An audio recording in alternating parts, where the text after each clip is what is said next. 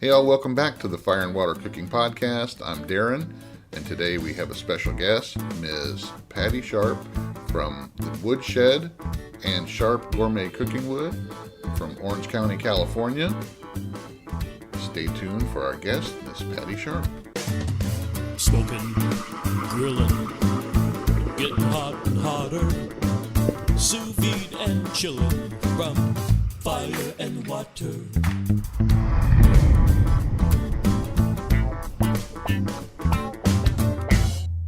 All right, everybody, welcome back to the Fire and Water Cooking Podcast. My name is Darren, and today I got a special guest, Ms. Patty Sharpe, owner of the Woodshed and Sharpe Gourmet Cooking Wood in Orange, California, out by Los Angeles. Welcome, Patty. Why don't you go ahead and introduce yourself? Hi, Darren. Thank you so much for having me. So like Darren said, my name's Patty. I am in Orange County, California. We're actually in the city of Orange. I'm here at the Woodshed. Sometimes it's kind of confusing, the Woodshed versus Sharpe Cooking Wood. So here at the Woodshed, we do all types of wood for fireplace, homeowners, and then we call our cooking wood side of it Sharpe Gourmet Cooking Wood. So you were involved in starting this business back in 2006, is it? Yes, November 2006. And you started this business, your husband, I guess, started this business. You saw a need and decided to fill it? Well, actually, in 2006, my husband was working in the corporate world, and he was looking for something different to do, and had always dreamed of having his own business. So I came home from work one day, and he says, "I have the perfect business for us." And I said, "Oh, great! What is it?" And he said, "Firewood." And I said, "Oh, firewood." He was from Wisconsin, where it's very cold and a huge need for firewood. And I said, "Well, this is California." And so it was kind of a chuckle and a laugh. And we decided we would go for it. I wanted to support his dream. And I had a full-time job that I loved in LA. And I continued to do my job. I was a director of marketing at a food service company. And he started the process of purchasing the Woodshed, which was an existing business with a focus on homeowners. And since he also came from food service and I still worked in food service, once we bought it is when he wanted to add more restaurants and do a lot more with the cooking wood side of it. And one of the main reasons for that was because in the summertime, the previous owner would lay off the employees because summertime, there was really no need for firewood for homeowners. There are some bonfires and things, but still not a huge demand for it. So when we started working, we got to know our employees, and we definitely wanted them to be able to work year round. So things kind of fell into place where we knew the restaurant business, and we could add more restaurants to the already existing homeowner business and try to keep it going year round. So that was our goal at the time. So when you started out, was it strictly firewood? Did he do any smoking wood or any of that, or was it just strictly firewood? He did a little bit of smoking wood. He really didn't specialize in it. It was more of an afterthought since he was selling oak for homeowners. And that's the funny thing is my husband would buy a quart of oak every winter for our fireplace at home. And he was the only person in the world I knew who did that, because here in Southern California, we just run to the store and get a couple bundles or whatever we need.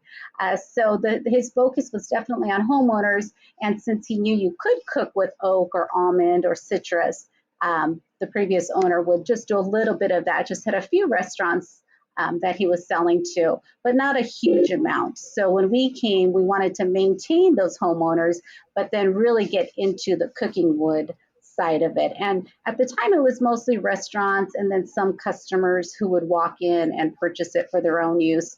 But at that time, there wasn't a huge market for it as there is now. I always say that we've been so blessed with the whole barbecue world that's really, I think it's really exploded over the last 5 or 6 years with all of the pitmaster shows and with more people wanting to experiment and doing more cooking outside and just pizza ovens. So many people have those at their homes now, and they're a lot more affordable now as well, where you could get portable ones or smaller ones or even attachments for your Weber.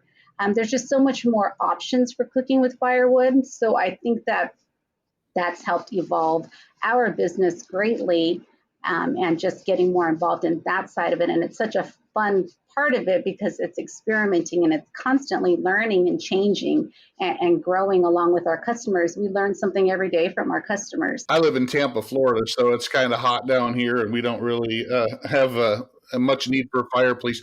Every house I've bought in Florida has had a fireplace, and we hardly ever use it. So it's we buy, like you said, we go if we want to do it. If it's a cold day, we'll go buy some at the store and throw it in there, and for 1 or 2 days. But I could see where expanding into the barbecue smoking would make sense, especially that's a lot more need for that, especially since you got into supplying the restaurants and competition teams and stuff like that. So when did that start to kind of shift over to doing that? So when we started, started selling more restaurants and just opening more restaurants, then we started to package it differently. And that's when we came up with our brand of the cooking wood. So it was very distinguishable, being cooking wood versus firewood. And we would pick more of the premium pieces of wood for our cooking wood customers versus people who are just burning it at home in their fireplace or their backyard bonfire, that sort of thing. So we wanted to package it a little bit differently and be able to provide whatever our customers needed. So when we package a pizza oven log bag versus a Santa Maria log bag, it's a different cut. With the pizza oven, we're going to do a smaller diameter. We want it to be as easy for them to use and to get going in their pizza ovens as possible. Where Santa Maria, you want some bigger pieces, some smaller pieces, a nice mix to get it going and to create a real nice open fire. So it just became more about specializing in whatever our customers needed. And now we do the same thing. We offer special cuts. We have customers who have jambos who wanted a cut a specific way. So it's all about just working with our customers and seeing what's going to work best for them. And that's pretty much what his focus was. He was a real people person, and he loved talking barbecue. He loved talking outdoor cooking with customers. Like I said, I kept my job in LA, and I would just be here on Saturdays helping him out. And he would sit and talk to a customer for a half hour, 45 minutes, bring them to the back of the yard, show them all the different kind of woods. And he just absorbed all of the information that they had to offer him since he was newer in the cooking world, cooking with wood and that sort of thing. So it's just been kind of an evolution of change over the last 13 years since we've been involved in it.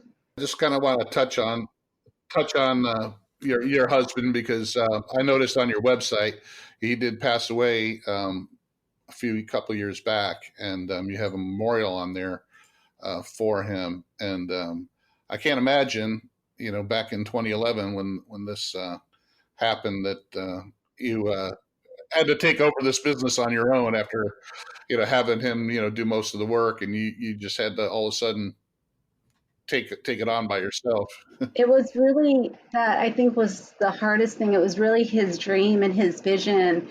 And he was diagnosed with leukemia 3 years after we purchased the woodshed. And he was just getting started. And anyone who's started a small business, the beginning years, they're just so hard, and they're trying to build something and trying to create something different. And it was just a lot of work. And he had these visions of wood chips and getting them on retail shelves and expanding the cooking wood line. And then he was just, out of the blue, he's just diagnosed with leukemia, and it just knocked us out for a tough one, and it just turned our world around. And we fought for 2.5 years in hospitals. We would be in the hospital for 3 weeks, and then home for 3 weeks, and then back at it for 3 weeks. And he was such an amazing fighter, an amazing person, and his heart was here at the woodshed. He loved the customers. He loved the wood. He loved being outdoors. It was a part of his soul, being from Wisconsin and being out in the woods and hunting. And it kind of brought him that here in the middle of the city. And it meant so much to me to be able to continue with his vision and his dream and be able to bring to fruition everything that he was hoping for. So I was able to leave my job in LA, and eventually I started, we during the time that he was fighting leukemia, I was blessed to have a great staff who kept things going. And it wasn't easy because we weren't able to continue growing, but we were able to maintain.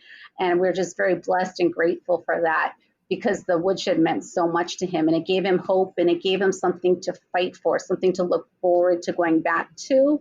So after the 2.5 battle and he lost his battle, it turned my whole focus around. My whole life was turned around. I went from working in an office building in LA, wearing high heels and suits every day, to being here in the wood yard and embracing the world that he loved. And it took a little while to get used to it. And I found that life gives us these challenges and we don't understand why. And then it brings us to this place that brings us peace, and it brings us fulfillment. And it's brought these amazing people in my life.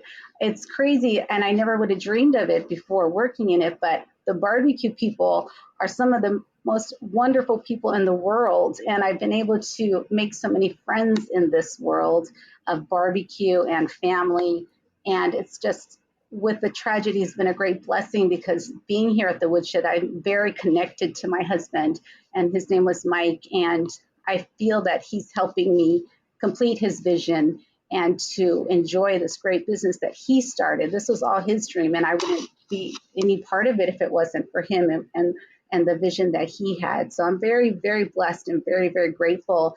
In any business, it's hard. And to be here 16 years later, it's a lot of luck, it's a lot of blessings, and it's just a lot of, God's grace that's been able to keep us here. So I'm thankful every day.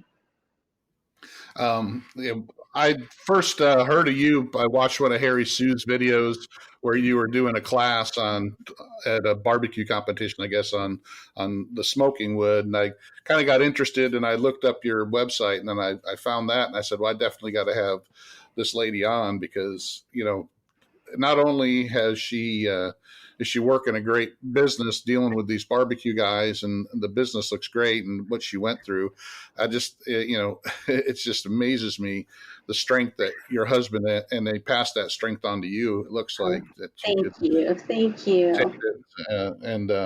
I watched that class that you taught, and it was amazing. You just getting up there, and because you're a fairly young, attractive woman sitting there talking about wood, a bunch of barbecue guys up there.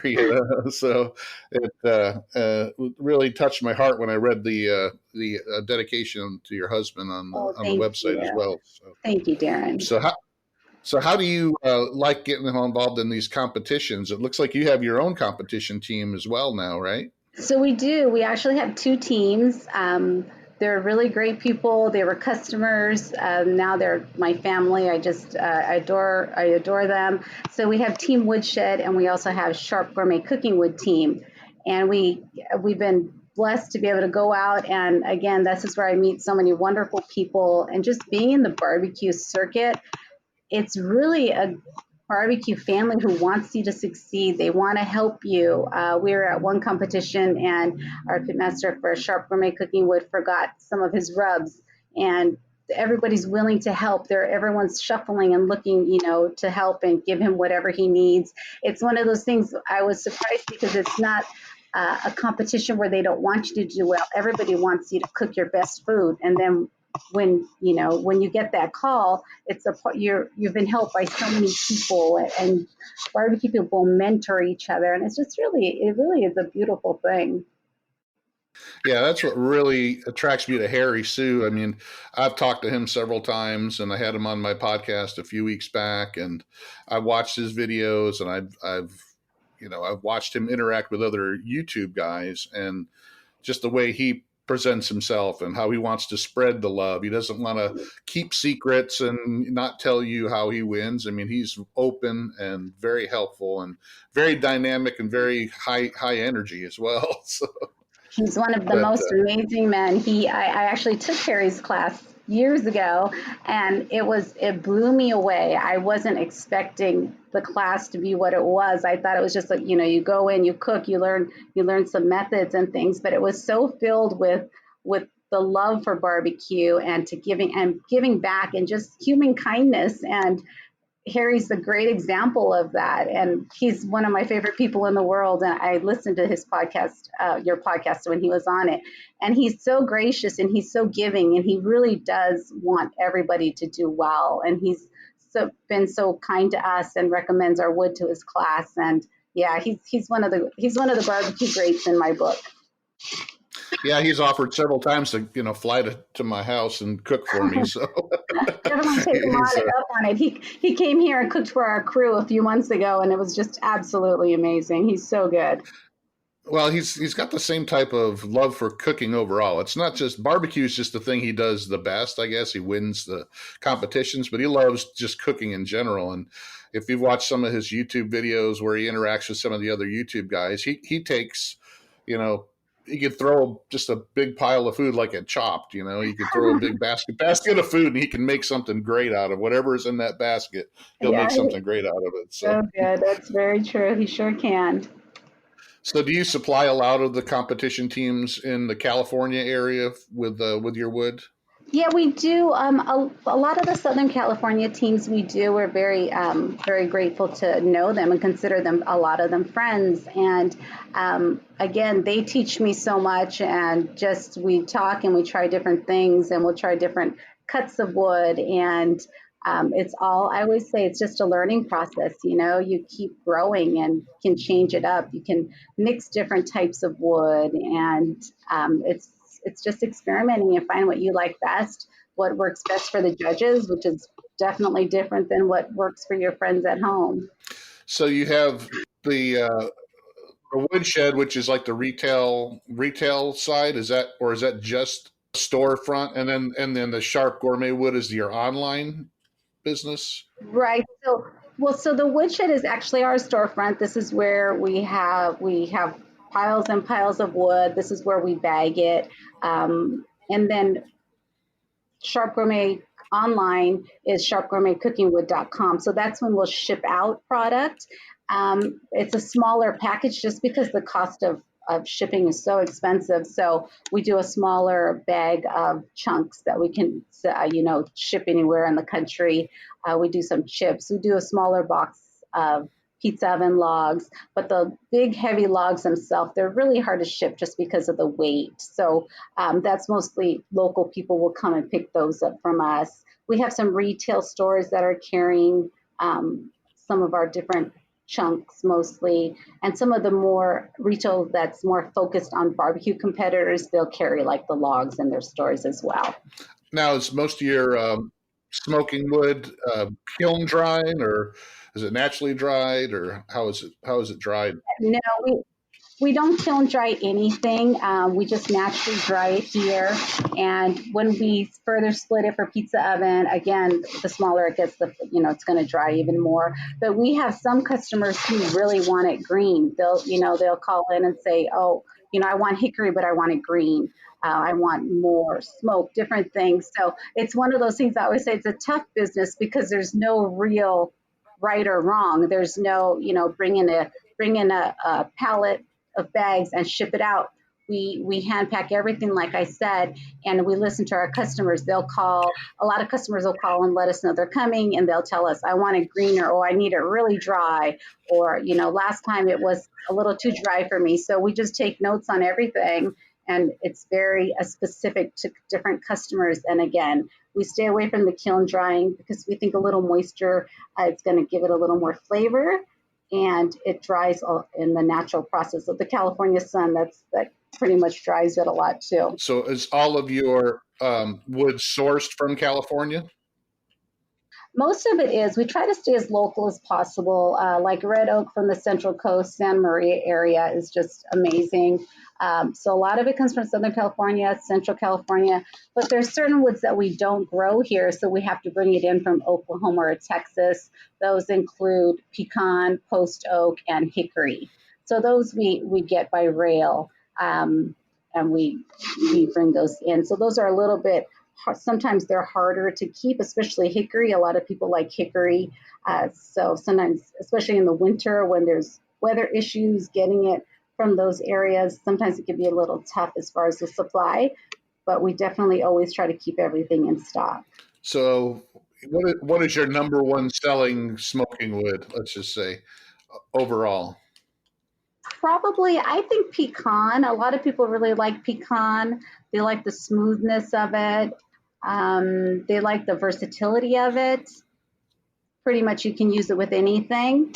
A lot of times we'll mix pecan and cherry. The cherry will give it a nice color Yeah. without, and the pecan will kind of bring it down a little bit because sometimes cherry might be a little bit too strong. If you're just doing a backyard barbecue and you're smoking chicken, some people might, cherry might make it a little too dark, not look as appetizing. So the pecan just kind of gives it a nice subtleness, kind of brings it down a little bit, I think. And then there's other things like at Thanksgiving, one year we were out of apple and everyone was coming for apple for their turkeys. And we had a lot of peach. And I said, just try the peach. I think you'll like it. It has a little more flavor than apple. It's really nice on turkey. And so many of those people at that time who had to basically get subbed peach never went back to apple. They love the peach. They love the flavor of it. So it's just experimenting. I tell people just buy a small quantity until you know what you love and try it out on your friends and your family or, do a comp practice, that sort of thing. There's some people out there will say it doesn't really matter what type of wood you use, but I'm with you. I love pecan. I can use pecan on anything, but I also love to mix pecan and cherry for poultry. That's my favorite. Yeah, that's my favorite for poultry is, a couple pieces of pecan and one big chunk of cherry. I think that um, comes out perfect. But I've never tried some of the stuff that you have. I've never had peach. I've never had olive wood. I've never tried almond or grape. So you have some stuff that avocado, even though we grow avocados here in Florida, I've never smoked with avocado wood. So, there's some that you carry, I've never tried or whatever thought of trying. So, Yeah, we try to keep everything in stock because everybody's different. Grape is really good with lamb. It's real different. It's a very strong smoky flavor though, and some people will come in and really like it. I like grape with burgers. It gives burgers a nice flavor. So, and again, everybody's different. Post oak is really nice. We're using that a lot right now as well. And now with the Aaron Franklin masterclass and that sort of thing, where he really goes in depth about wood and stuff. And he talks a lot about post oak. So more people are coming in and wanting to try it. People who've never tried post oak before. So it's really fun. I'm blessed with this to be in this crazy business of great food and great people and great advice from everybody that I talk to. It's great. well, it sounds like you enjoy what you're doing. That's for sure. That's one of the things that's important. Yeah, it's very, very important. Very important. Life goes quickly. You got to love what you do, I think, and I'm blessed to be able to do that. Awesome. All right. Well, I'm going to take a break for an ad for a minute, and then we'll be back and we'll talk about some other things. I'll be right Great. back with Thank you. Patty Sharpe. Hey, all, I want to welcome again Inkbird as our sponsor for the Fire and Water Cooking Podcast. Inkbird has more than just barbecue thermometers and instant read thermometers that I've talked about before. Inkbird just came out with a Wi-Fi sous vide circulator that I've been using for a few weeks now that works pretty good. It has over 1,000 watts of power. Has an app that has many times and temps for meats and vegetables. Also has onboard times and temps for meats and vegetables. Runs really quiet. Fits most regular sous vide containers that are the size of the Innovas. So check it out. Look below. There's a link with a code for 30% off of the Amazon price. That makes it under $60 right now until June 5th. So check out the Inkbird Wi-Fi sous vide circulator in the description below. Back to our program. All right, Patty, we're back, and now let's talk about some different things since you're in the competition circuit, and obviously you cook at home on the barbecue, I'm guessing, right? Yes, I do. I don't actually do the competition food that we turn in. So when we do competitions, there's kind of two sides to our team. There's the competition side, and then there's the people's choice side. So I leave the competition side to the heavy hitters. We have a couple of great pit masters, really good people. So they handle cooking for the judges, which is judges are looking for a certain profile. There's timing. You have to be ready for the turn-in, get that box in. So I kind of like to do the fun side, which is the people's choice side, where I'm just feeding the public. So there's not as much pressure. I cook what I know how to cook best, and I just get to hang out with the public. Basically, they get to try our food, and our family's from Hawaii. So when we first started doing barbecue competition on the People's Choice side, I was like, gosh, I'm kind of taking a chance here, but I really want to share, barbecue of more of a Hawaiian style of barbecue.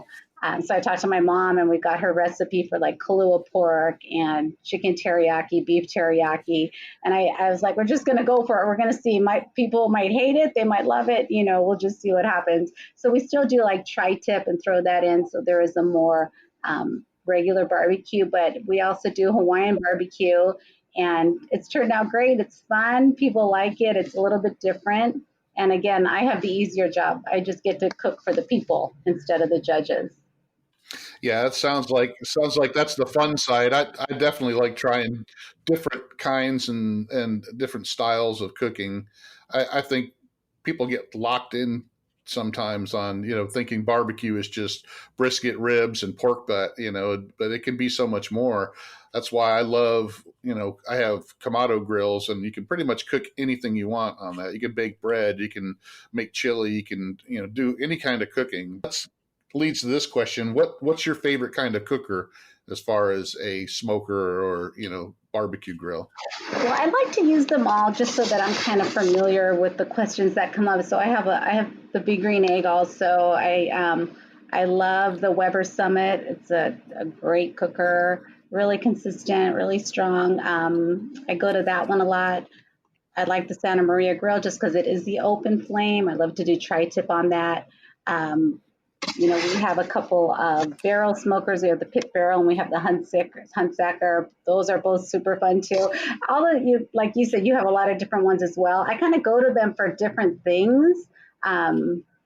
We use a WSM at competitions. We bring like 3 WSMs and we do traditional Kahlua pork in there. And with that, we're wrapping it in tea leaves and smoking for 8-9 hours, and WSMs work great. So I think that there's something for everyone, and they're all at different price points. You can get a Weber, you can get a Big Green Egg, and just go up from there. Like I said, one of our team's pitmasters has a Jambo, beautiful cooker, just cooks wonderful food. And then we also have the Huntsacker, and we use those at competition as well. Last weekend, he got a first place ribs that he cooked in the Huntsacker. So it's just about, I think, finding what works best for you and just trying out different things and don't be afraid to get something that's not as expensive. The pit barrel is $299. You can, hang tri-tip in there in a couple of hours. You have great, perfectly smoked tri-tip. So I love all of the different smokers and I love experimenting. Yeah, that's one of the things I talked about with Harry was, it's not the cooker, it's the cook. And a good cook can cook on anything. And I agree with that wholeheartedly. But I do have my favorites. I can cook on a pellet grill. I can cook on a Weber. I can cook on a WSM. But my favorite is probably the Kamado because, like the Green Egg, it's so versatile. You can do so much on it, different, Yeah, and, yeah, I agree. It really is. I haven't tried bread though. I'm gonna have to try that. oh yeah, he can. I've cooked all kinds of stuff on it, and it doesn't have to be barbecue. That's the thing, you can just use straight charcoal and not put smoking wood in there, and cook just about anything in there. So Yeah, it's just so fun to be cooking outside and just relaxing and enjoying the outdoors, especially this time of year. so you said that you're from Hawaii, and I could tell from the pictures that you're Hawaiian, and the pictures on the shirts looks like it's you, right? I wouldn't say she looks like me, but I definitely wanted to bring our culture into it and kind of blend Yeah, the two.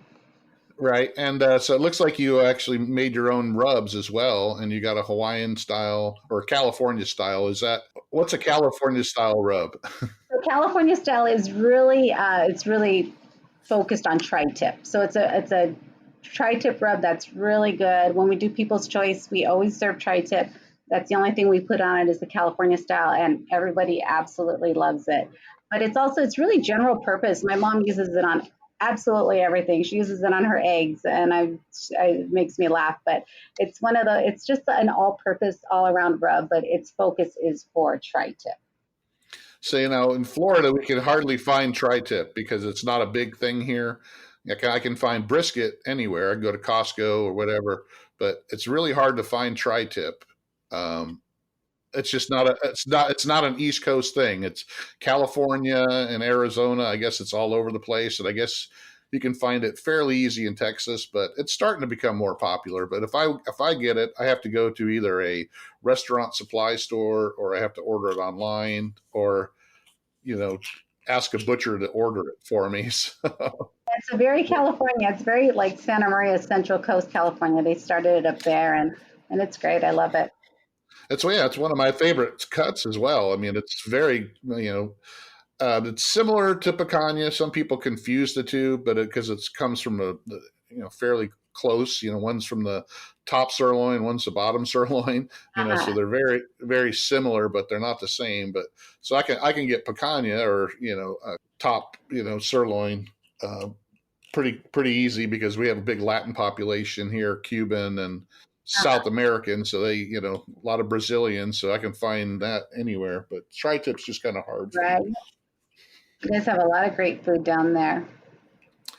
So yeah, so you got your Texas style and your Kansas City style. So it's like your Kansas City style rub more like a sweet rub, and Texas is more salt, pepper, spicy. Yeah, exactly. Kansas City is a little sweeter, so it's really good with ribs, and Texas just has a little more of a kick. It has a little more of a red pepper in there, but they're all good. They're all fun. So you also carry the grills. So you carry more than just wood now. So you kind of was that starting to expand before your husband passed away, or was that something that you kind of brought to the table or started to do after he passed away?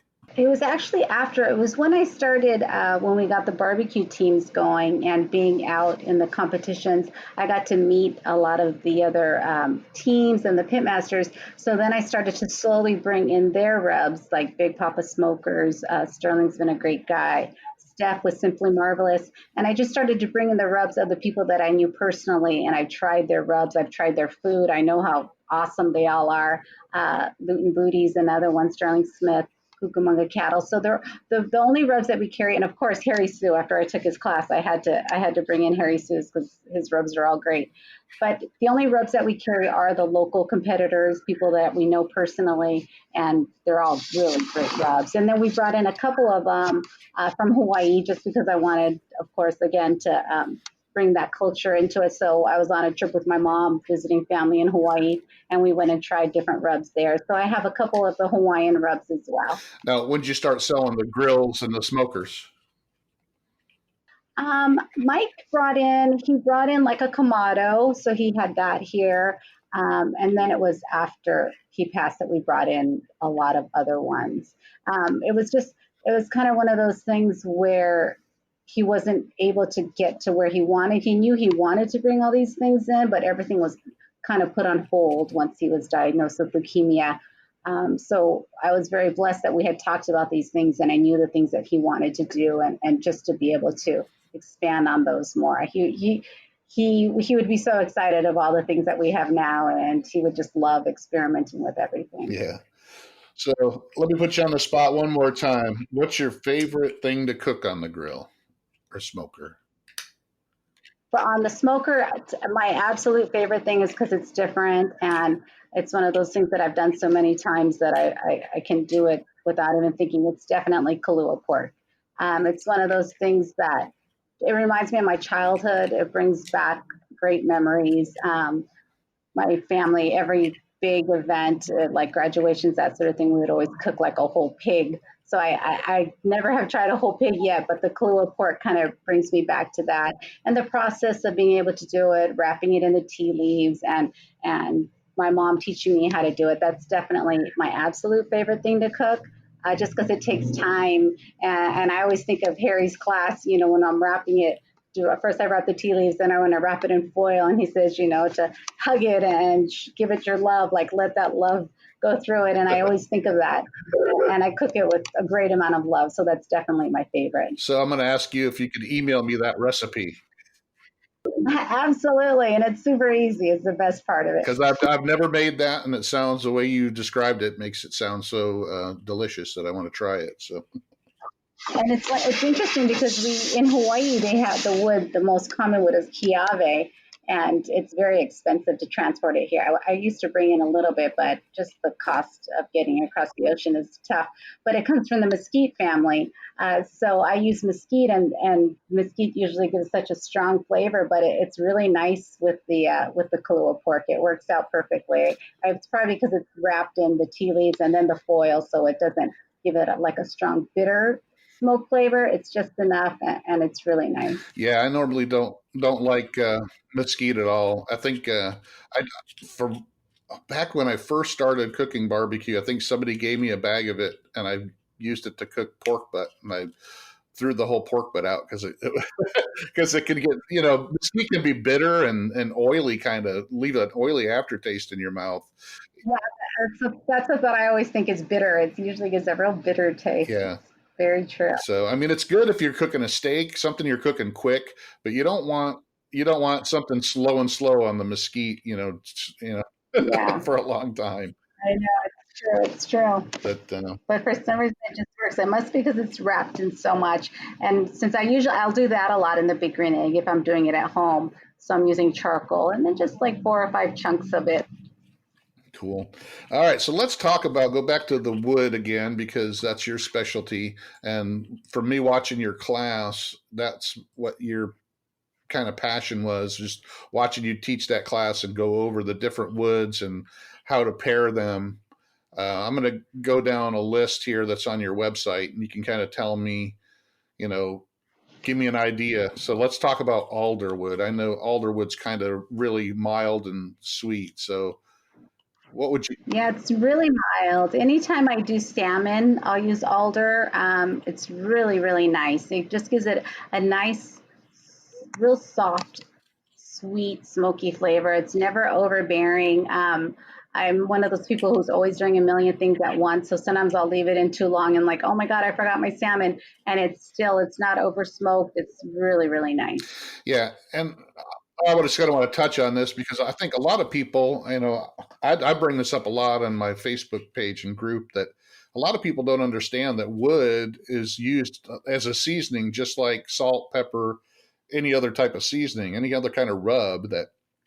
That's what smoke is. Absolutely. If you consider it a seasoning, and the different woods have different tastes, just like different rubs and different seasonings have. And I think once people understand that, it's not just go buy a bag of wood or whatever it is and throw it on there. It's going to be great. It can be so much better if you Yes, realize that wood can be just like any other seasoning, and it does make absolutely. I agree. it does make a difference. So almond wood, I've never had almond wood, so We do a lot of almond, not as much in smoking, but a lot of our pizza oven customers use almond. We use almond a lot when we're grilling, like an open grill, open fire. It just creates a nice high heat, very consistent, burns nice. It's easy to get going. So almond, we do a lot with more grilling instead of smoking. okay. Apple, I think everybody knows apple's kind of mild and it's good with usually pork and chicken and stuff. But Yep, super mild. Super. I tell a lot of people if you're having, a big group of people, that sort of thing, where you're not sure. Some people don't like a whole lot of smoke. Apple's always a sure thing. It's always nice. okay, and ash. I didn't know you could use ash to smoke, but I guess it's got a light flavor as well. Yeah, it's light as well. We don't use a whole lot of ash at all, but it is available. Just some people have these, requests where they like it, they like the flavor. Same thing with avocado. We don't use it a whole lot, but some people swear by it. I've had people come in and say that's my secret ingredient is avocado, and again, it's all just personal preference, but people like it.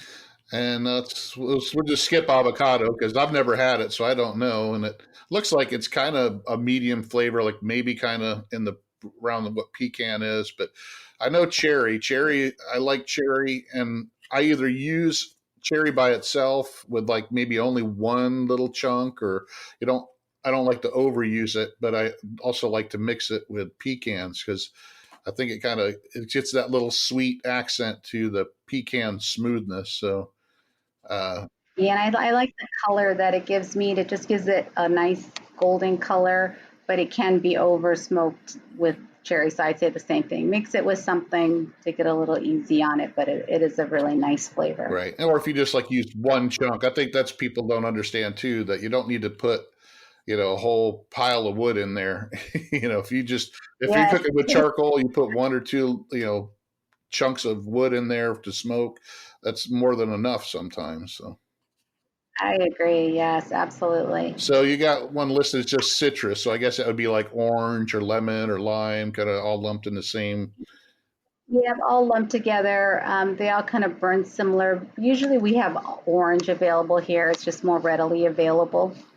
And that's a mild. Is it milder than apple, or is that? I think it's got a little bit more of a flavor. The citrus does. Again, we use it a lot in pizza ovens just because it burns nice and hot, but it doesn't burn as long as like an oak or an almond in the pizza ovens, but it creates a real nice uh, high temp fire and it gets going pretty easily. So Yeah.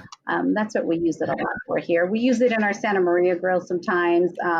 Our foreman here, he cooks a lot as well. He loves doing carne asada, and citrus is his favorite for carne asada. Oh yeah. We have a lot of orange down here and stuff, but I just never. I've used it a couple times, and I haven't found. I'd rather use pecan or something like that. Yeah, for smoking, I'm more partial to pecan also. Grape. So grape, I haven't used. Is that just like the grapevine? Is that what that is, or?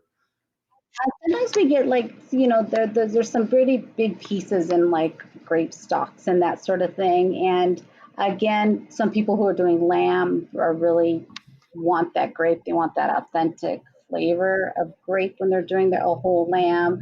Like I said, some people like it on wild game. So it's pretty strong. So you need something that's going to kind of absorb some of that smoky flavor. But it's nice, but it is a strong flavor. Yeah. That leads us to hickory, which I like hickory. I think to me, hickory is more, it's similar to pecan, a little bit stronger, like maybe pecan on steroids. So if I, Yes, that's true. I think the same thing. yeah, When I describe it to people, when people come for hickory, and the sometimes we might be out of hickory, we'll tell them try pecan. Try pecan. It's nice. It's smoother. It's very similar, but it is a smoother, smoky flavor than hickory is. But people really do love hickory, and it's one of those that we sell a lot of. yeah. If I go to the store and they don't have any pecan and they have hickory, I'll buy that instead because I know I'll use maybe a little bit less, but the flavor profile is similar, just a little stronger. So. Yeah, I think so Now too. maple, I don't get down here because in Florida we don't have maple trees. So I'm from originally upstate New York, and that's all we had up there. But I've never used maple, but I hear a lot of the people up north use it, and I guess it's kind of more of a mellow type wood. Yeah, really mellow. We like it for like white meat. Definitely any kind of pork. It's really nice and just gives it a nice smooth flavor.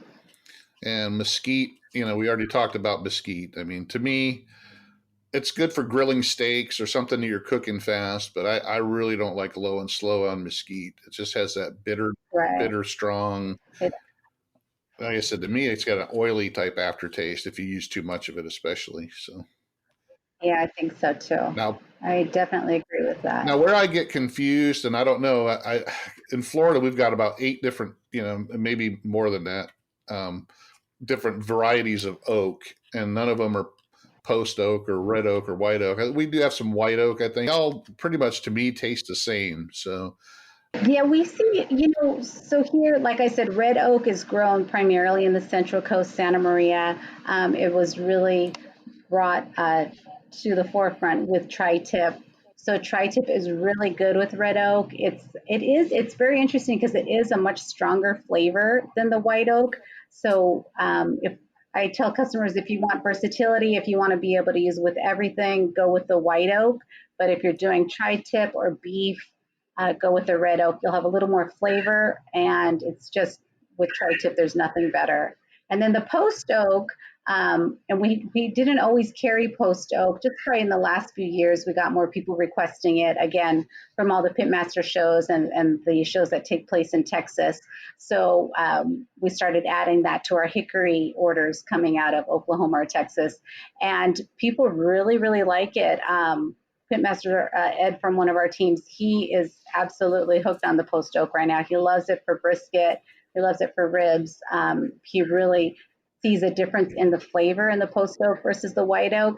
I kind of describe it sometimes as like white oak that's regionally grown out in Oklahoma or Texas, but it's similar as far as its versatility. But there is a different flavor with it. Yeah. We have a lot of oak. Most of them are live oak. So but we get storms here all the time that knock them over. We got a lot of big oak trees, so I don't usually have to buy oak. I can run down the street and grab it and cut it up.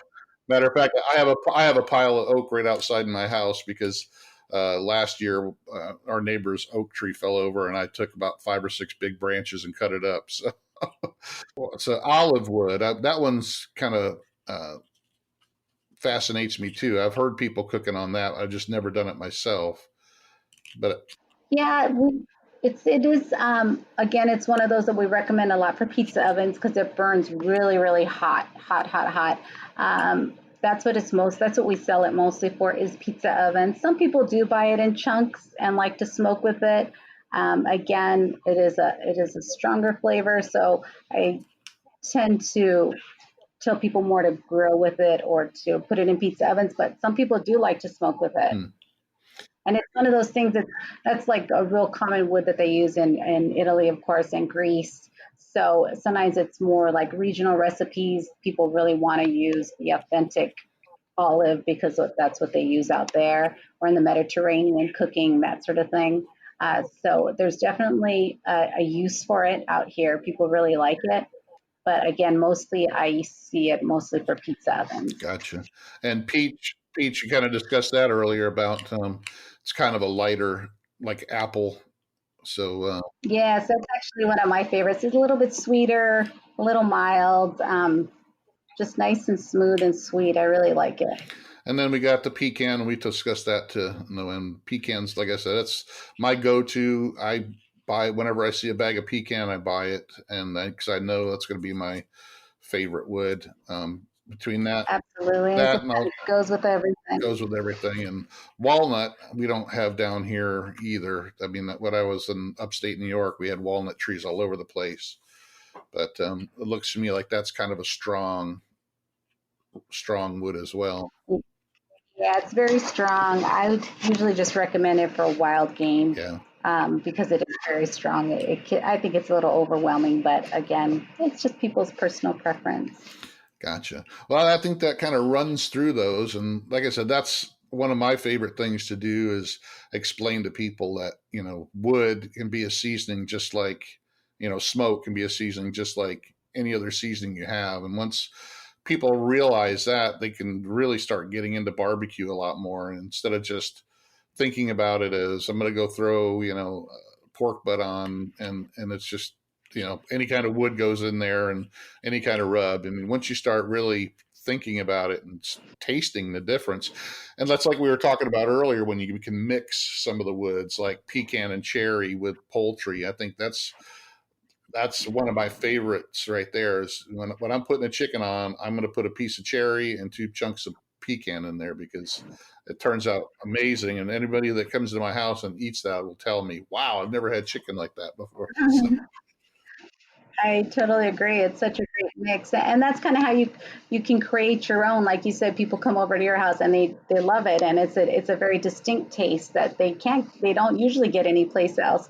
So that's the great thing about using wood like a spice. It's really just creating your own flavor, and it's just a part of the flavor that you are creating. And like we said, just experiment, just have fun with it. And I mean, anytime you spend outdoors cooking with that wood smell of burning and the food just comes out wonderful, and it all makes for just a great experience. exactly. Well, I think that does it for tonight, and I'm really glad that we got you on here tonight, and really glad you discussed the whole, your whole business and your history, and and your husband sounded like he was a great guy, and started this fabulous business that you are in love with now. And you got some great people behind you, and Harry Sue's a great guy. And like I said, that's what I saw his video with you in it. It kind of made me dig a little bit deeper, and I'm glad I did, and I'm glad we had this talk. Please. Thank you. Thank you so much for having me on. It's been a pleasure. If you ever get out to California, you have to come and see us here at the Woodshed. Yep. So I want to also give you a plug. So the website for the Woodshed is thewoodshedoc.com, and that's your store front where they can come and buy stuff. And then attached to that is sharpegourmet.com. And that's for the online, for you can ship out the woods and seasoning and stuff like that. Correct? That is correct. And thank you so much for that. I really appreciate it, Darren. Not a problem. I'm really glad that you came on. And make sure you don't forget to send me that recipe for that pork, because I really want. I'm going to send you that recipe, and I'm going to have to send you some peach as well. You have to try it. Sounds great. Well, thanks again. And anything else you want to talk about? No, you've been wonderful. This has been fun. Thank you so much for having me. All right. Well, thanks again for joining, and I appreciate it. And maybe I'll have you on again. Maybe I'll have you on with Harry. We can have some discussions. That would be a blast. That would be a blast. Thank you, Darren. Thanks again, and have a great time. And thanks for being on. I appreciate it. Thank you. Thank you so much. All right. Well, there you have it, guys. Thanks for listening to the Fire and Water Cooking Podcast with Patty Sharpe from the Woodshed and Sharpe Gourmet Smoking Woods. Make sure you check out her website at thewoodshedoc.com, and Sharpe, and that's with an E at the end, Sharpe with an E at the end, Gourmet Cooking Woods. Make sure you check out Inkbird. Make sure you follow us on Facebook, Instagram, Twitter. Check out our YouTube channel, and make sure you subscribe to the Fire and Water Cooking Podcast. Thanks again, and I'll see you on the next episode.